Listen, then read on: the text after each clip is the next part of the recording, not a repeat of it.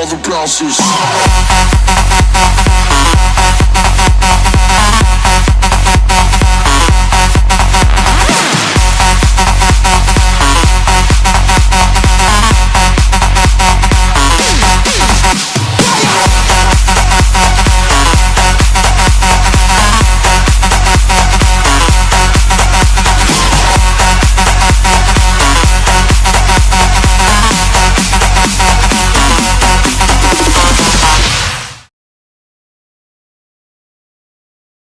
Welcome everybody to our spoiler review of Captain America Civil War. Cameron, we just got wrapped up with the non-spoiler review, so if you haven't seen that, go ahead and definitely check it out. But this is spoiler review, and I've been looking forward to this, Karen, because there's so much to talk about in this movie. It was incredible, amazing. Just to bridge over from non-spoiler review to this one, the spoiler review, I just want to say, Karen, that this is exactly what superheroes are about. This is exactly what superhero movies are about. This is exactly what mega movies are about. This is exactly what movies in general are about. It's just incredible, awesome. Yes.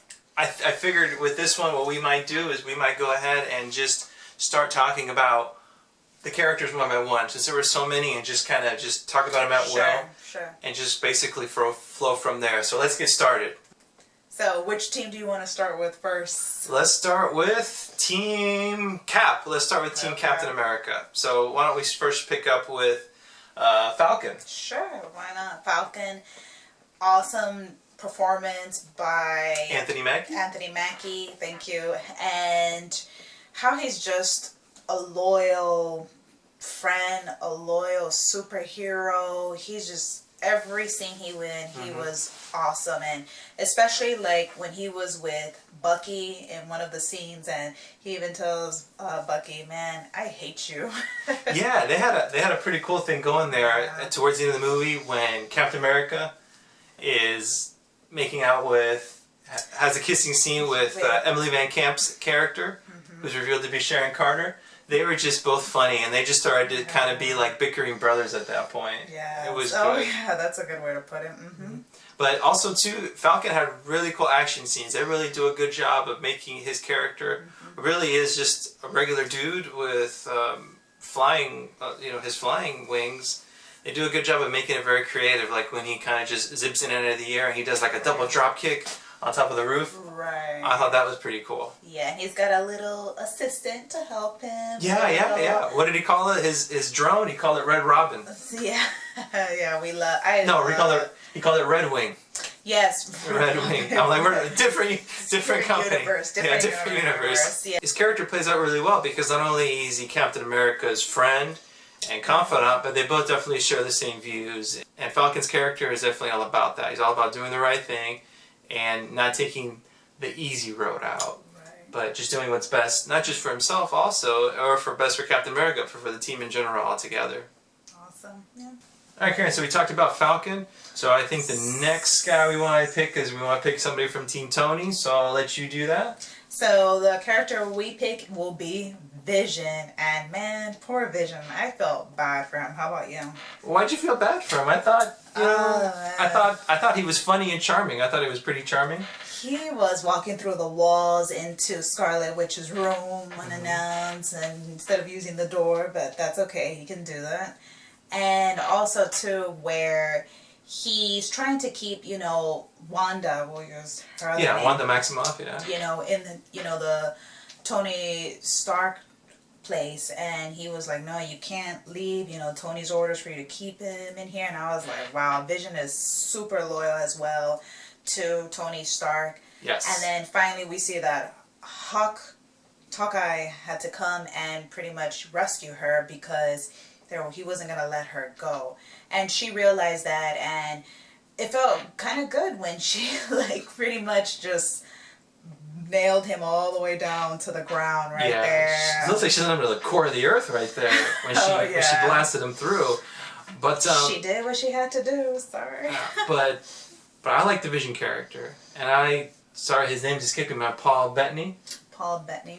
I think Paul Bettany plays Vision really well. Yes. I think you can't ask for a better actor to play Vision, but he's just very charming in the movie. Like, he's wearing his sweaters and he's all very proper, but he's so smitten. He has just the biggest crush on Wanda Maximoff, on Scarlet Witch.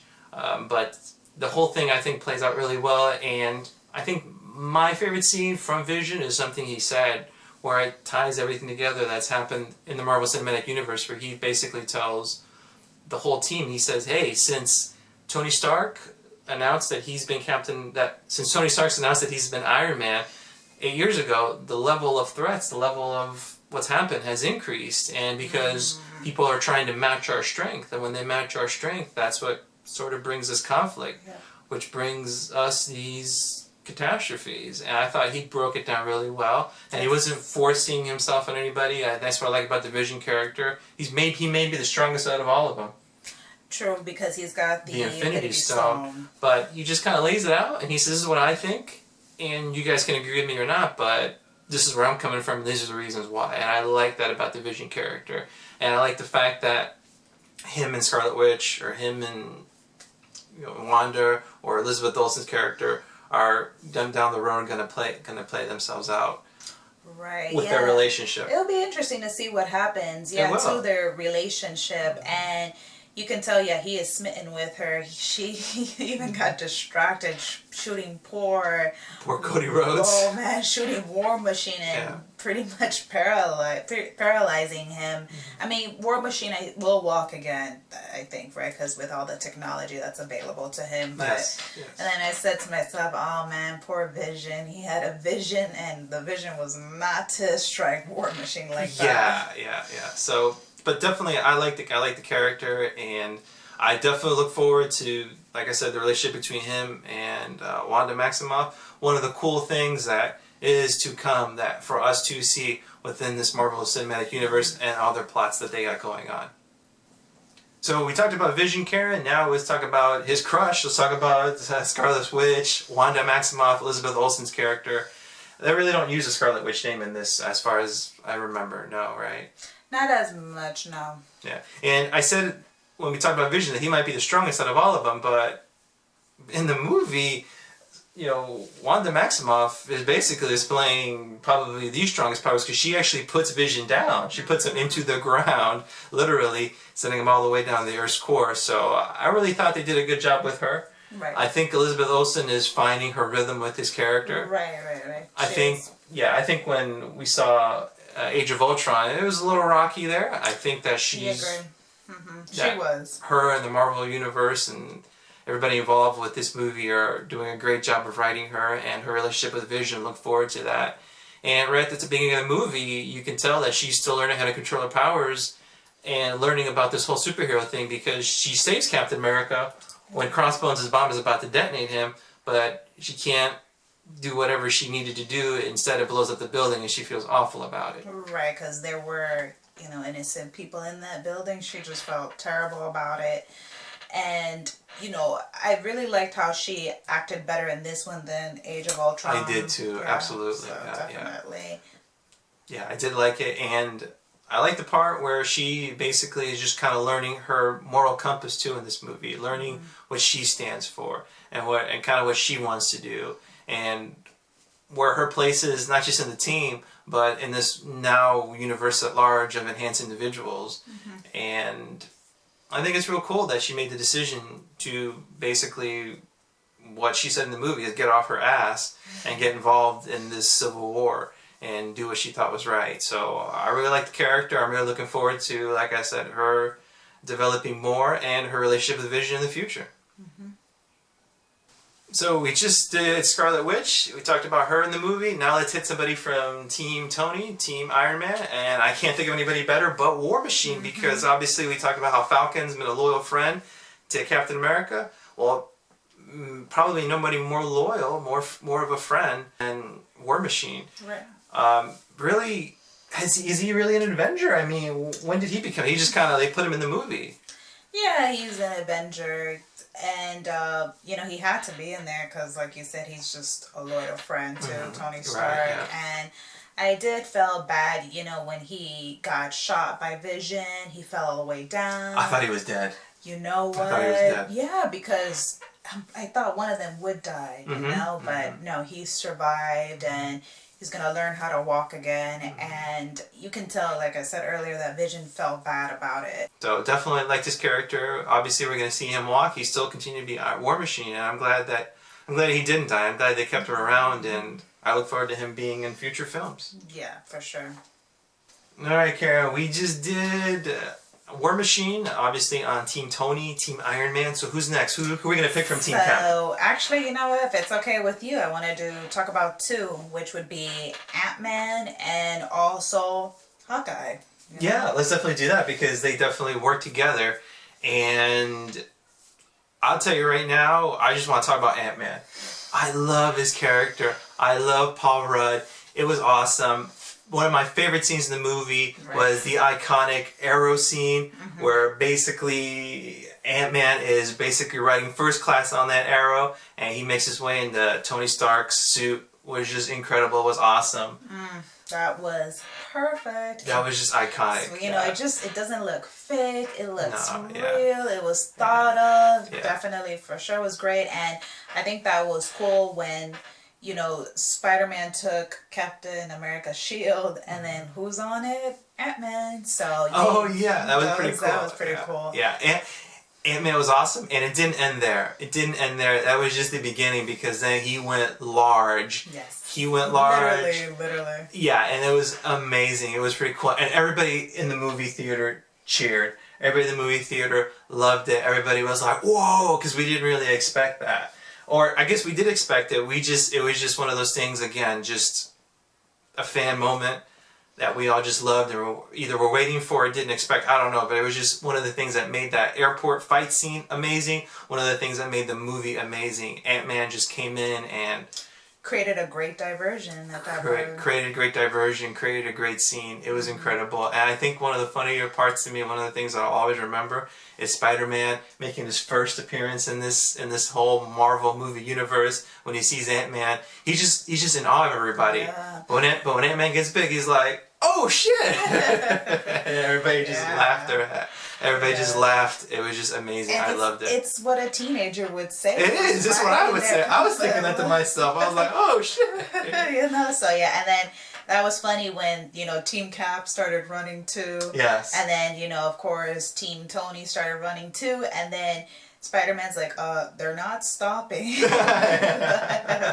yeah. Yeah. But getting back to Ant-Man, I like the part where he says, "If you want to get to them, you got to get through me." And he's just throwing trucks around. He's just throwing things around, and he's just throwing... He meant to throw a water truck at one point. Yeah, that's pretty cool. Exactly. And he was just awesome. Paul Rudd did a great job in this movie with, you know, a limited role, but it was incredible. It was amazing. I definitely loved Ant-Man. Ant-Man may be, if it wasn't for Spider-Man, Ant-Man would be probably my favorite character in this. Yeah, no, I could definitely see it. I saw it in your eyes when we not only went to see this movie, but when we saw Ant-Man, it was, you were like, "Whoa, I'm intrigued by this character." Yes, so, that was my guy. And it's hard to make a character that shrinks and then gets big, or at this point even gets bigger, which was a great surprise. Nobody was expecting that, so that was awesome. That was definitely, like you said, one of the most pivotal scenes in the movie. Yes, one of the funnest scenes in the movie. And I'll just say this before we go to Hawkeye, that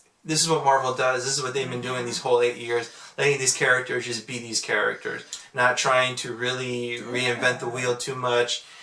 You know, and it's hard. It's hard to take a character, like you said, from the comics, like Ant-Man, and all of a sudden make him fun on the big screen. But they just seem to find a way to do this. They just seem to keep finding a way to letting these characters be these characters and giving them room to breathe and not trying to hold them too close to what they were in the comics. Right. Let them be realistic. Let them hold their own in this movie, in this cinematic movie universe. So, again, just great job with Ant-Man. For me, Hawkeye is just the cool dude. He is the everyman. Because when you think about it, he's just sitting there just shooting arrows. And, you know, definitely the moral compass of the team. And that's why I think in the end, he sided with his brothers. He sided with Captain America and Team Steve Rogers because that's his family. Yeah. And he's got their back no matter what. And he's always been like that. And he wasn't about to just say, okay, I'm gonna sign my life away, sign my rights away. His family, you know, Yes. it's like, wow, you know, he's, you know, and he had, remember, his wife was pregnant too in Age of Ultron. Well, obviously she had the baby at this point, but to leave your family like that, knowing you might not see them, you know, again. So that's just lets you know how great of a guy he is, and I'm glad he served his role well. Yes, and that's the true definition of a hero, is not turning your back when things get tough, but just holding it out and having your friends' backs. It was incredible, amazing. And then one more thing about Hawkeye too that I want to say is when they're in prison and Tony Stark goes to see them, and Hawkeye is the one that says, "Here comes the futurist. You know, here comes the guy that knows everything." And that's true. I think that's the reason why Hawkeye joined Captain America. Because Captain America leads more with his heart, and Tony Stark, even though Tony Stark has his heart in it, lets his head get in the way and tries to be analytical about everything. Where Captain America is this soulful soldier, Iron Man can sometimes be this cold engineer. Yeah, I totally agree with you on that. I mean, at one point you're just like, come on, Tony, can't you see? You know, but... Yeah, and even that's what Hawkeye did when they're in the prison, he just bangs against the wall and he's like, watch out for this guy. You know, watch your back around this guy. So I definitely like the emotion that Hawkeye brings to it. Right, exactly. And then we'll even talk a little bit about, you know, Emily Van Camp if you want, about... Sure. Because she was great in this movie as well. And it's great we finally know that she is the niece of Agent Carter, which I was like, wow. And she spoke, you know, at her aunt's funeral, and she even told, you know, Captain America that, hey, you know, my aunt, at the end of the day, you know, she kept so many secrets, so it's hard to believe what you want to believe about her, but at the end of the day, she was my aunt, and it was best if nobody knew we were related. Right, yeah, she didn't want the Carter name to get her where she got. She didn't want the Carter name to get her, you know, anything. She wanted to earn it all herself. And I'm glad you brought up Emily Van Camp's character, who we now know as Sharon Carter, the niece of Peggy Carter. I like the speech she gave at the funeral, where she said that Peggy Carter basically said it was your job, when everything was in doubt, when everything was in question, to plant yourself like a tree and not let other people tell you to move, but you tell them, no, you move. And I thought that was really cool, and I thought that set the tone for the movie. And obviously Captain America, that's what he does in the movie. He says, I'm not going to move, you move. And essentially, that's what basically he does. He basically follows everything, because if not, obviously the Avengers would just be the lapdogs of the United Nations. Yeah, she sacrifices her career at this point too, because if they found, you know, like Steve Rogers told her, you know that if they found out you were pretty much giving back, you know, their weapons, his shield, you're done at this point. And you can tell at this point, you know, it's safe to say if she loves him at this point, you know, because that's awesome. Yeah, at the very least, she deeply cares about him. Right. And I think we can sum it up with Sharon Carter by saying this, that she's another one who does the right thing. Right, exactly. And it's like, Cap, yes, he's still within the Carter family love. Yeah, exactly. When she said that she's, like, we'll end it there with Sharon Carter, she basically, when she finds out that that's Peggy Carter's niece, he perks up all of a sudden. He's just, you know, it's just interesting. Obviously, it played out that way, but obviously it's in the back of his mind, another Carter woman. All right. Now we're going back to Team Iron Man, and we'll talk about our beloved SpiderMan. Yes, SpiderMan, the man. So, this is the man. This is my dog right here. This is my dog now. This is the man. It's his time now. Finally, we feel like we have, as you would say, Karen, finally we feel like we have our Spider-Man. Yes. And there is so much to talk about. He wasn't there not that for a long time, right? But you didn't need him to be there that long. He did what he was supposed to. Right. Wow, I didn't expect Tony Stark to go to Brooklyn. I'm sorry, I didn't expect Tony Stark to go to Queens. And find Spider-Man, and I didn't expect him to show Marissa Tomei. Right. She looks great as Aunt May. Who exactly? A younger version. The hottest Aunt May ever. Right. Even Tony Stark says that. He's like, your aunt is incredibly attractive. He's like, Yes. she's like hot. She shouldn't be an aunt. I'll even eat this weird meatloaf. what Exactly. eating, Yeah. So Marissa Tomei, great. All of a sudden, that Spider-Man universe just really quickly came into focus, and we all were in it, and we all loved it. And it was great how Tony Stark was sitting here, like, making fun of his outfit. He's like, "Can you see Indy?" Talking about his goggles, and just making fun of his costume. What did he call it, a onesie? Yeah. He said, "Yeah, you can't. We have to get you something else besides this onesie." He said something to that regard. And Tom Holland, as Peter Parker's like, "No, it's not a onesie." It's just funny, incredible. And the airport scene, obviously, where Spider-Man unleashes a lot, is just fun and amazing. You're going to have to go see it, really. I'm trying to play everything back in my head. He was funny. He was cracking jokes. And everybody's like, "Hey, kid, we know you're young and this is your first time, but you're doing way too much talking." Yeah. You can tell the Falcon was like, "Just to let you know, there isn't that much talking and fighting." No, exactly. And oof, man, there was so much I want to say about Spider-Man. I think the one thing that just really pops in my head is that when he's, again, showing how young he is, when he starts talking about, "Hey guys, remember that old movie Empire Strikes Back? Remember the part with the walker thingies?" And at this point, all of us are laughing because it's just funny. And this is the part where he basically wraps the web around the feet of AntMan in order to drop him. And Iron Man and War Machine are basically knocking him from the top, causing poor AntMan to fall into that plane and basically shrink back to his normal size. But that was just a great scene. And be warned, no civilians were on that plane. Yeah, no civilians were on that plane. Yeah, but Spider-Man did a great job. He just made the whole movie fun. That whole scene that was very serious and a lot going on, he made it fun. And credit to everybody involved with that. Again, Tom Holland, the writers, the directors, the actors, everybody involved just made that whole scene fun. It was also very serious too at the same time. But just made it everything just a really fun fight scene when Spider-Man showed up. And I guess we'll say this, I really, like I said, don't know what else to say about it except that I'm really looking forward to Spider-Man now. I'm really looking forward to it.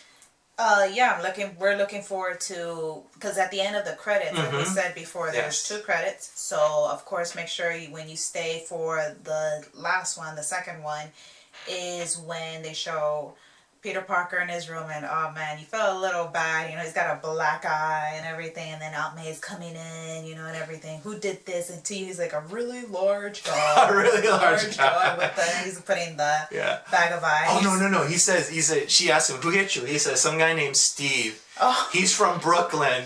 Because during the fight, remember him and Peter Parker have a little verbal. He says, "Kid, where are you from?" And he says, "Queens." And he's trying to hold an airplane that basically has fallen on him. Spider-Man's trying to prop it up, and Steve Rogers, Captain America, says, "Oh, I'm from Brooklyn." Yeah. So he basically tells it to Aunt May, which is funny. It's just hilarious. And he tells him, "You've got heart, kid." That's what Captain America said to him. Which he does. Yeah. He does. But it's true what he told Aunt May. A guy named Steve did punch him in the face, and his friend was very, very large. You should have seen the size of him. Right, and then Aunt May is like, "Okay, tough guy." She says like that, and then he goes, "Can you close the door, Aunt May?" And he closes the door, and then it's cool that Tony Stark gave him like pretty. At first, I thought it was like a Fitbit type of thing, but but we'll just call it a smartwatch. And then that's cool when you see the Spider-Man logo light up on his. Yeah, it's the iconic Spider-Man symbol that he uses at times and throughout the comics. So it was fun. But I gotta tell you, Karen, I just gotta tell you, man, I am excited. Cannot wait for Spider-Man. Spider-Man will return. Like it's and when you saw those where it's everybody in the theater clapping, and it was just like awesome. So as you guys know, we will get now Spider-Man Homecoming for that. We can't wait to see that.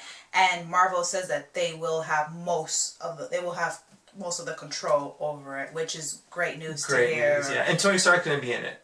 Robert Downey Jr. Tony Stark's going to be in it, but really incredible, really amazing. So much doubt going into it. Like I said, we were laughing about Spider-Man. We were joking around. We were putting it down. We were saying we were not digging this, and now we dig it, and we love it, and we can't wait to see it. Yeah, this is exactly how Tom Holland portrayed Peter Parker in that fight scene. Is exactly how a high school student would be portrayed. Just talking a lot. And if he's not, he does have his spidey senses, I'm sure, but, you know, since it's his first fight scene and everything, because he's always worked solo. So then, you know, he's talking, and then, you know, he just lets his guard down, you know, so. I'm glad you said that. That was one of my main criticisms of putting Spider-Man in this movie, that he's a solo character, but you know what? Not this time around. This time around, he fit perfectly into what was happening. I loved it, and I can't wait for more. Yes. So, let's pick up with the other new addition to the Marvel Cinematic Universe, Karen. Let's pick up with Black Panther. Wow, again, a great job of this. For me, Spider-Man, AntMan, and then Black Panther, 3 great characters. What an intro to this cinematic universe. It just, great job. Chadwick Boseman, love his portrayal of Black Panther. I never thought that Black Panther would be just portrayed in this way, because it's the way he should be portrayed. Right. And Wakanda and Vibranium and the way he's introduced, and even his motivation for joining this fight, because Wakanda and its rulers and their kings are supposed to be reclusive, but he gets drawn out because his dad dies.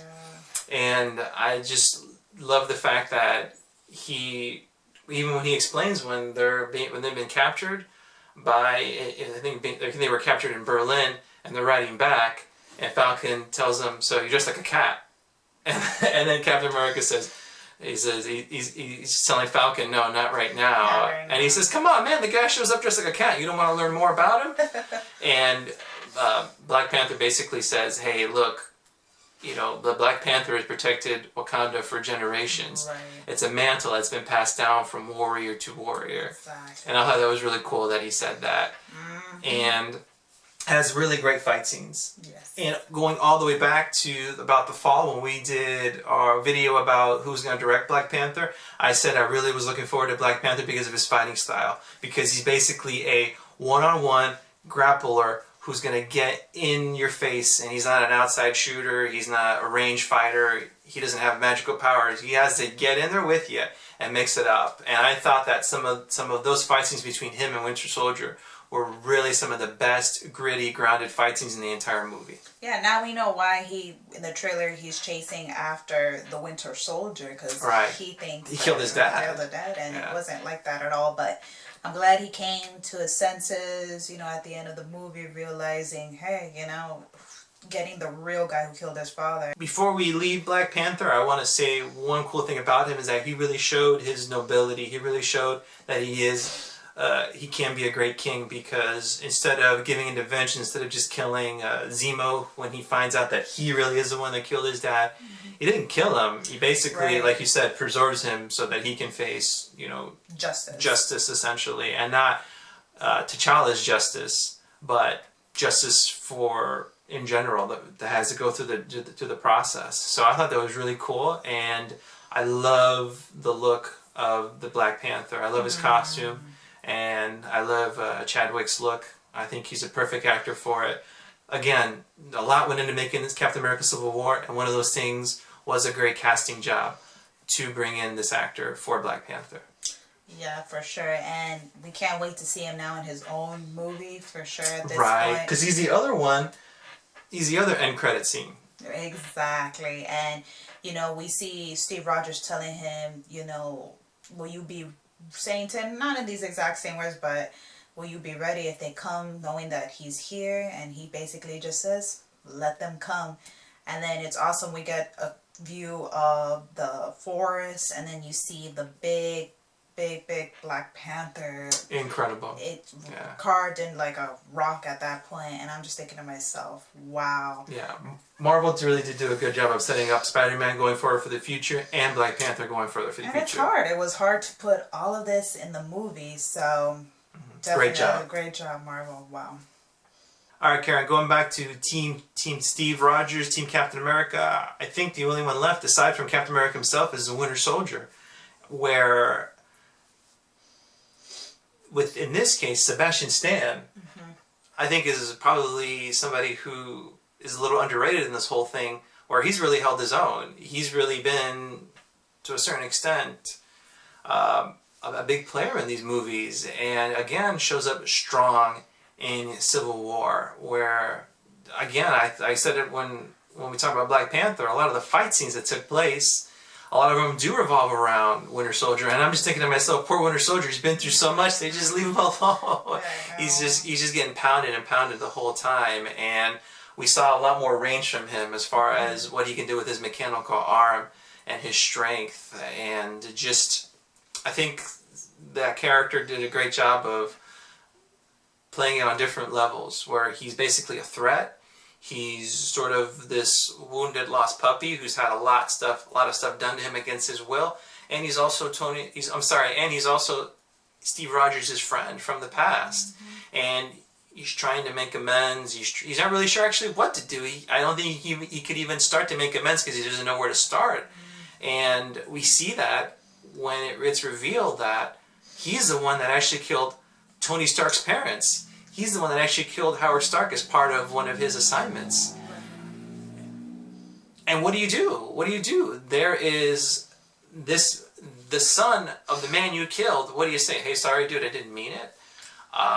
It really is a no-win situation, and all he can do is just fight to preserve himself. And again, just another great layer added to this movie.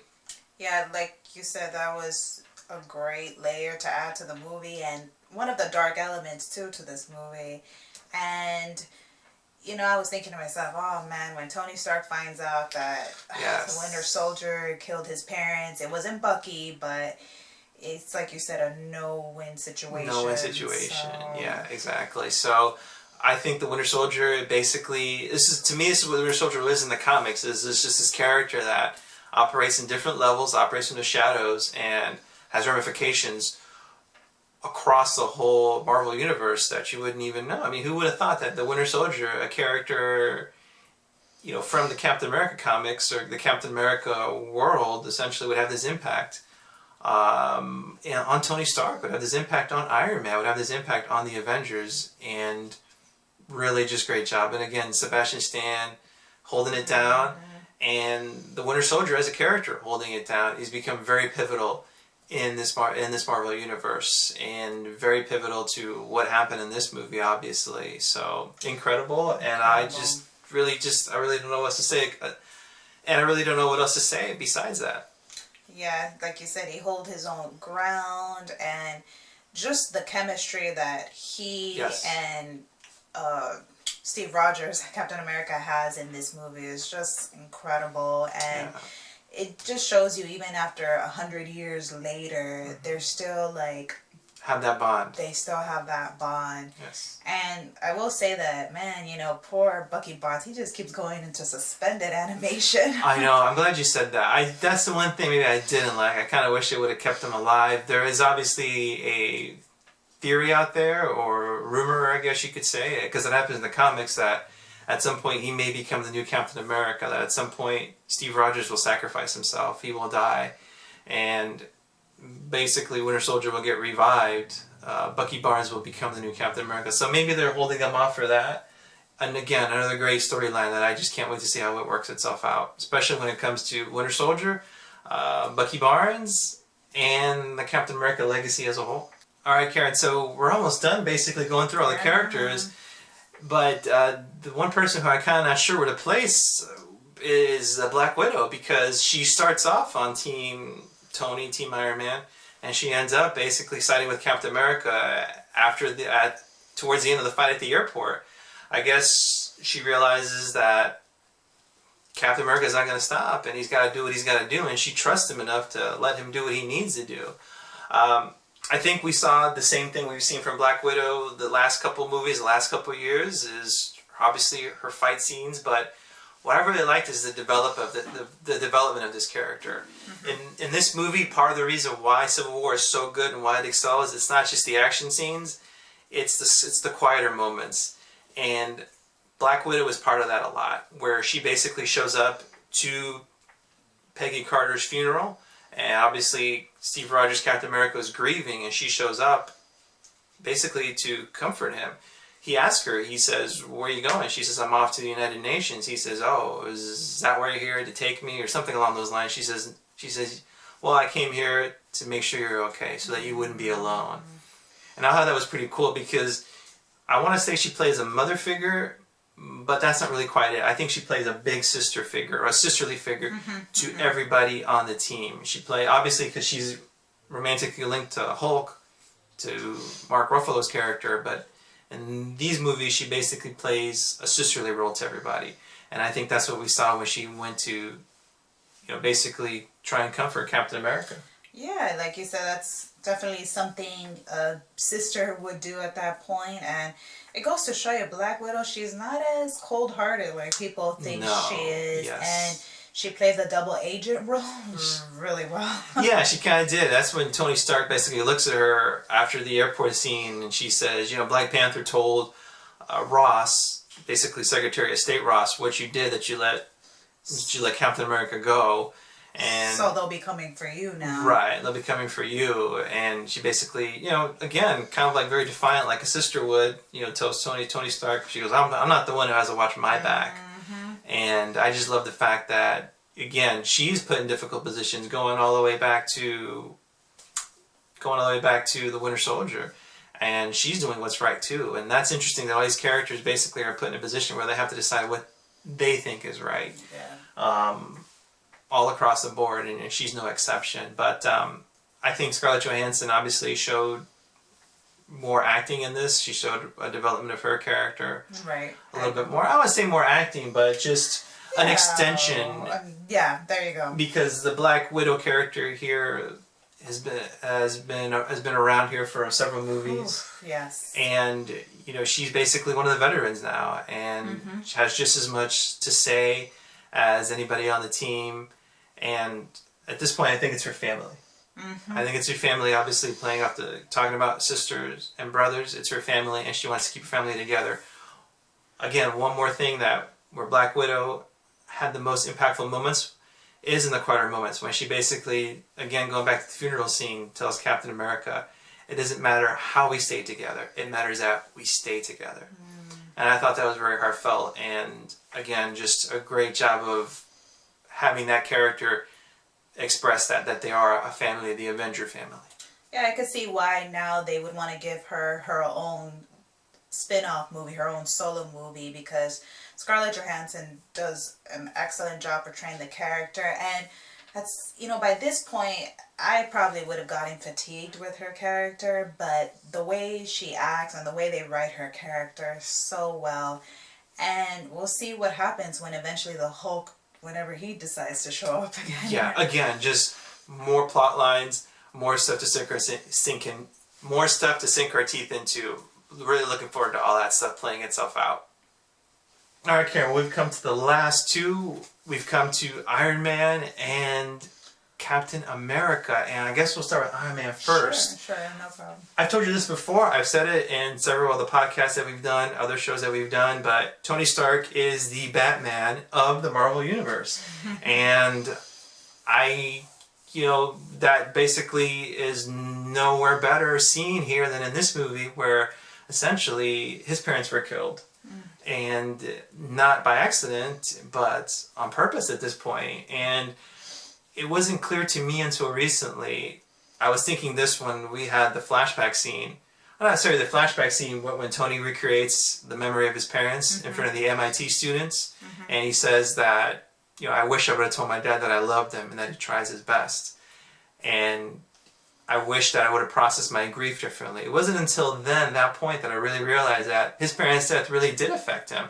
And that I think a lot of the things that Tony Stark does, some of the outlandish things he does, some of the playboy antics he does, really are there to cover up a grief, to cover up the loss of his parents. And it just affects him just as deeply as it does Bruce Wayne, where it just, you know, it's just always been there. Maybe Bruce shows up more in the forefront as a character. Bruce Wayne does, where that's the reason why he becomes Batman. I think Iron Man becomes Iron Man because of what happened when he got kidnapped and what happened to, you know, in that cave, and realizing that his weapons were being used to do so much, but I think that now some of the secondary motivation for Tony Stark being Iron Man is his parents, and it's obviously going to be on full display now. And one more thing that I think Iron Man is on the same mission as Batman. Batman has his mission. I think Tony Stark also has his mission. Iron Man has his mission, which is no collateral damage, zero tolerance for any deaths. And that's why we see where it's so impactful to him when that lady puts a picture of her son on his chest. He takes it real personal. Tony Stark is a very sensitive individual. Yes, and we know that he and Pepper Potts have hit a rocky point in their relationship. They might not even be together at this point, or they're just taking a break. But that's also affecting him too. So it's just like, wow, you know? So I can see why he wasn't as stable as a leader like he should have been. But it didn't work out to his advantage, you know? Right, and I'm glad you brought up the Pepper Potts thing, because I think that's one of the reasons why he is pushing the Accords for so much, because he just can't seem to find the right fit between being Tony Stark, being Iron Man, and being an Avenger, and being a boyfriend, significant other to Pepper Potts. He's struggling to find that middle ground there. He's processing a lot of emotional information, a lot of emotional data. I think it's hard for somebody like him who's so used to processing cold information, like equations or theories, and obviously whatever else engineers would go through. I think it's hard for him because he has an easier time processing that. It's harder for him to process his emotions, and obviously that gets in the way. And I think that's why him and Pepper, like you said, have hit this hard spot. So it's just very interesting. I never thought that 8 years later, after the original Iron Man, we'd be sitting here and Tony Stark would be just as interesting now as he was back then. I know we didn't really like Iron Man 3 too much. There were problems with that movie. Right. But in Civil War, one of the beautiful things about Civil War, one of the accomplishments is that it really does give Tony Stark a lot to play into. It really, just like I said, there's so much to draw from for this character. He really is so complex and so interesting that we're going to see it play out here for the next couple of years. And this is a character that I'm not tired of. In fact, I love Tony Stark now more than I did at the beginning. And I love his tech.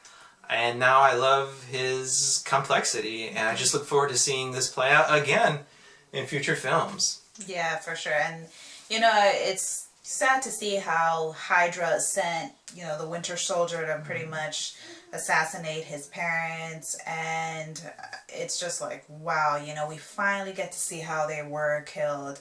It's a sad flashback, but it was a flashback that needed in this movie. Yeah, and we didn't expect that going into it, because really, at this point of the movie, Captain America and Iron Man have basically kissed and made up. Tony Stark sees that, hey, the Winter Soldier is being manipulated. He didn't do some of the things in this movie that he's being blamed for. But all bets are off when he sees that the man sitting next to him, Bucky Barnes, aka the Winter Soldier, killed his parents. All bets are off, and he just goes in full rage mode, and you can't blame him. True, you're right. You can't blame him. Whoa, Yeah, so it'll be interesting to see. I think Tony's obviously starting to see that process now, that he is mad at what happened, but hopefully at this point in his life he can process it, he can deal with it, and he can come together with his Avengers family, because he needs them just as much as they need him. And I think that's something that is shown in the movie. Right. And then we even see, Steve Rogers, send him a message through the FedEx driver. Right, Another great Stan Lee cameo. And Tony Stank. Tony Stank. Tony Stank. And he says, here's a old flip phone, and call me when you're ready and let's talk it over, because I'll come.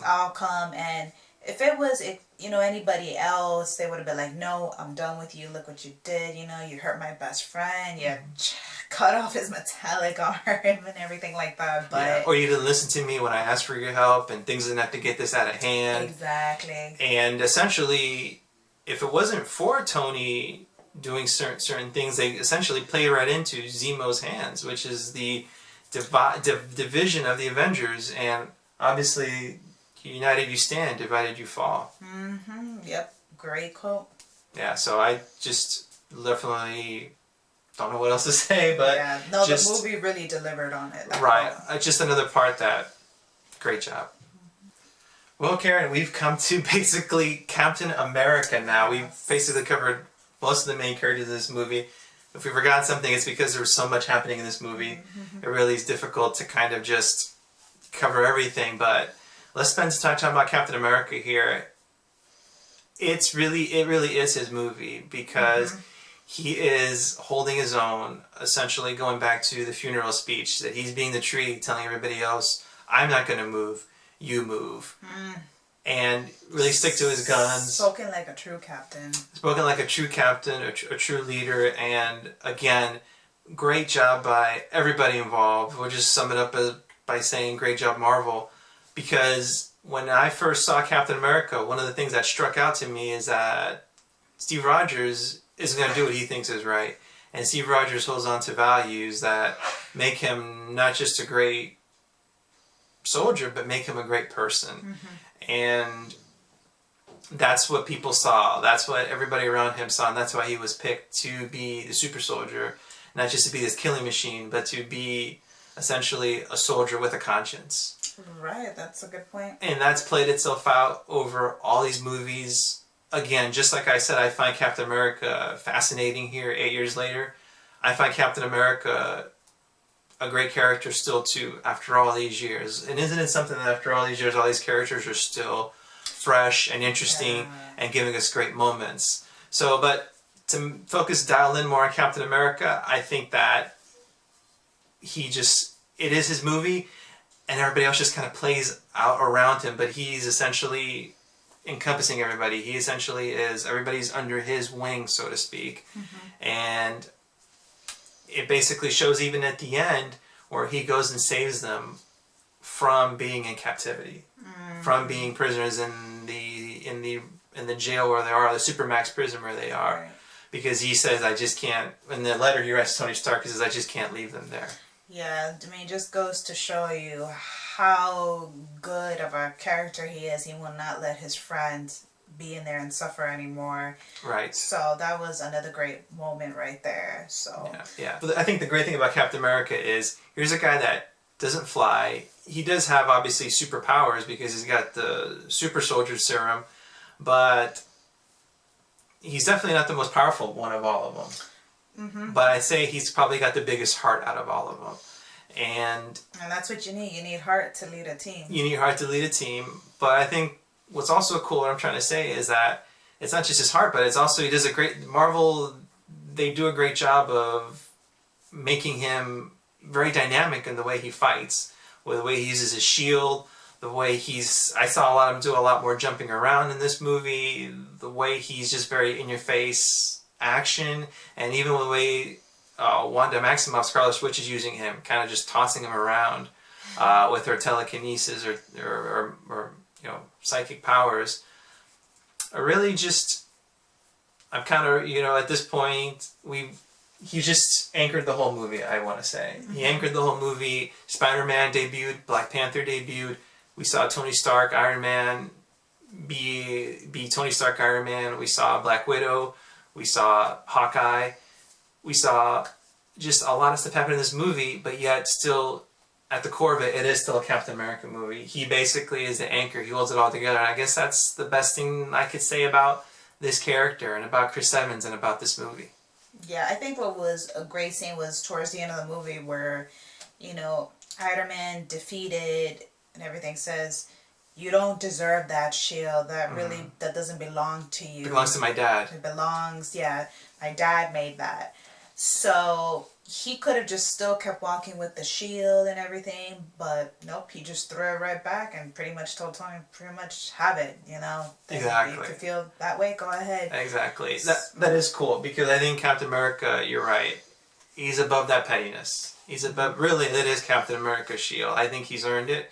It's his. It was made for him, but he's not going to go there. He's not going to be petty. And he could have killed, Tony at that point too, because it's like when he's taking the shield, and I'm just like, oh man, is he going to just like kill him right there? But no, he just pretty much just destroyed his suit at the center core of it. At the center core of it, exactly. And just like I said, he basically is the conscience of the team, and I love the way it ended, where he's with his best friend, Bucky Barnes, as he's seeing Bucky go into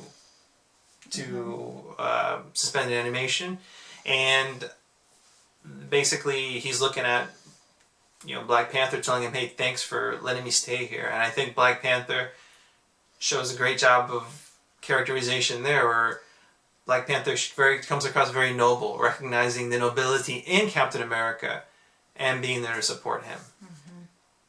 Even though, for the most part, Black Panther was hating Captain America as he was protecting the Winter Soldier. So isn't it something that's where they end up at the end of the movie? Yeah, I guess he feels that he owes, him this favor at least, for, falsely accusing him. Yeah, so, exactly. Yeah, so definitely. So at least, he admitted to it. Yeah. So there's so many plot lines, Karen, that are going to play themselves out here, but I think one of the key ones, one of the pivotal ones, is the relationship here, the brotherly conflict that eventually will resolve itself between Steve Rogers and Tony Stark, Iron Man and Captain America. And one last thing I want to say about Captain America, I like in the letter he wrote to Tony Stark, where he basically says, hey Tony, look, I thought I was sparing you your feelings by not telling you about your parents. I realize now that I was sparing my feelings about not telling you your parents, that I was sparing myself going through that and not you, and I'm sorry. So again, just this movie hit on so many levels, Karen. Captain America Civil War, not just one of the best superhero movies ever, but one of the best movies in my opinion ever, and a great job of just bringing everything together. In this world we live in this superhero times, in this hyper world that we live in, full of mega movie news, in this world full of mega movies, this is just a culmination of it, and everybody else now has got to get in line and has got to work from this point forward to have their Captain America Civil War, because again, no other franchise except Star Wars is even close. Yeah, definitely. Marvel just shot to the top, and it just makes you want to be like, oh, come out with your next movie already. I know. I want to see. So yeah, it's incredible that we're there. And for transparency, we are DC fans. We grew up that way. I have more of an affinity. I am more inclined to side with Superman. Batman, Green Lantern is my favorite hero. But tonight, like you said, a game changer. A game changer, absolutely. And I just don't think it's for me, being a fan of the comics and everything, not just changing me and winning me over, but winning the next generation over. I always talk about that. Winning the young kids that were in the audiences. Everybody loved it, and if you're a young kid now, you're a fan of AntMan, you're a fan of SpiderMan, you're a fan of Hawkeye, you're a fan of Black Panther, you're a fan of Iron Man, and you're a fan of Captain America. I mean, who would ever thought that you would like an Ant-Man movie? You would like Black love Widow, that character, and everything. And these, in the comics, they were big characters. Not as big though as growing up, like you said, Superman, Batman. Superman, Batman are icons. They are lead characters. When you have the Avengers, you have a lot of supporting characters who are becoming global icons. Exactly. Yeah, and I guess, Karen, in closing this out, all I have to say is masterful. That's all I have to say. Masterful job of bringing 8 years of film history into one great film, which tonight is a great night. It's going to be a great weekend. This movie's going to make a ton of money. We're going to talk about that here at our podcast. Well-deserved numbers. We'll see if it beats, Avengers Age of Ultron. I think it can. So. I think it will. Absolutely. I think it'll be, like I said, this is going to be, it's interesting to see if it'll run down Star Wars, The Force Awakens. We'll see. It'll be interesting to see if that happens. It'll be interesting to see if it can make a run at Titanic, and even more so Avatar. So, Karen, like I said, we said this in our non-spoiler review. I think we'll close it up by saying that we really had a lot of negative, nitpicky things to say about Batman v Superman, Dawn of Justice. I don't have that here. I think we just praise and praise and praise, and just we at this point, instead of being like frustrated like we were about a couple months ago, I think tonight we're happy and excited, and we're genuinely entertained, which is what it's all about. Movie magic. Mega movie. This is why we're here. This is why we do it. We were going to talk about that here. That this is why we do it. This is really the spirit of everything. Exactly. I totally agree with you on that. Like you said, it's a mega movie and can't wait for the other mega superhero movies that come out from Marvel. Yeah, so with that, we just look forward to the next one. I think the next one we said is X-Men, I think.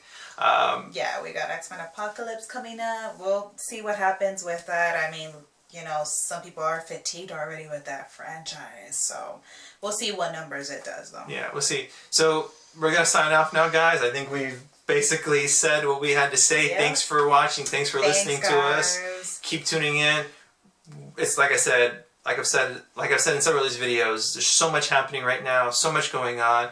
We look forward to you guys joining us for that, and we'll see you next time. Bye.